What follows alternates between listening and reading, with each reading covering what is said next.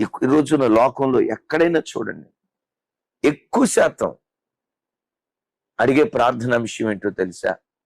మా ఇంట్లో అన్నీ ఉన్నాయి కానీ ప్రేమ లేదయ్యా, మా భార్యాభర్తల మధ్యలో సఖ్యత లేదయ్యా.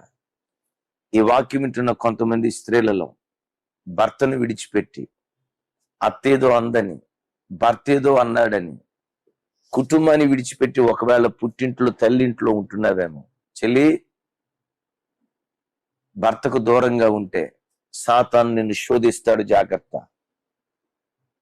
తమ్ముడు, భార్యకు దూరంగా ఉంటే సాతాను నిన్ను శోధిస్తాడు, జాగ్రత్త. ఈరోజు వాక్యం వింటుండగానే ఆ ఇంటికి వెళ్ళి నీ భార్యని తెచ్చేసుకో.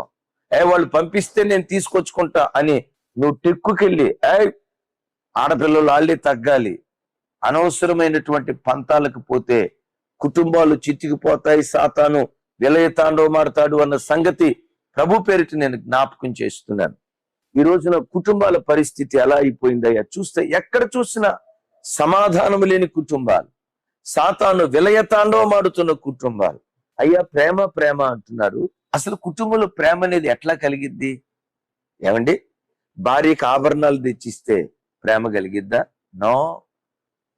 భార్యకి పట్టుచీర తీసుకొచ్చిస్తే ఆనందం కలిగిద్దా? భర్త కోసం భార్య అందంగా అలంకరించుకుని ముందు నిలవబడితే ప్రేమ కలిగిద్దా? వాక్యం వింటున్న బిడ్డలారా, ఆ ప్రేమలు క్షణకాలం, కొనుక్కొచ్చి తెచ్చి ఇచ్చినప్పుడు కలుగుతుంది ప్రేమ, తర్వాత మామూలే. కుక్కతో ఒక వంకర అంటారు కదా, తర్వాత మామూలే. ప్రేమ వస్తువులను బట్టి రాదు, అందాన్ని బట్టి రాదు, అలంకారాన్ని బట్టి రాదు. ప్రేమ నా దేవుడు పుట్టిస్తేనే ప్రేమ కలిగింది.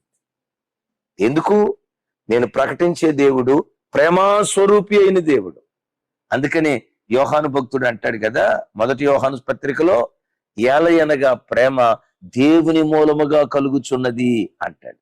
నేను చెప్పే మాట, నీ గుండెల్లో ప్రేమ స్థలాలు పుట్టించలేవు, ఆహ్లాదకరమైన వాతావరణం పుట్టించలేదు. ఒకవేళ అది పుట్టిస్తే ఒక క్షణం, ఒక గంట, ఒక అర్ధ గంట ఉంటుంది. నా దేవుడు ప్రేమ పుట్టిస్తే ఆ ప్రేమ శాశ్వత కాలం ఉంటుంది.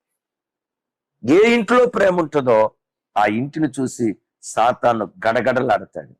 క్రైస్తవ జన్మ, నా చేతులెత్తి నిన్ను దీవిస్తున్నాను. ఈ దినం నుండి సాతాను గాడి క్రియలకు ఏమీ భయపడకుండా వాడికి నువ్వు భయాన్ని పుట్టించేదానిగా ఉందువుగాక.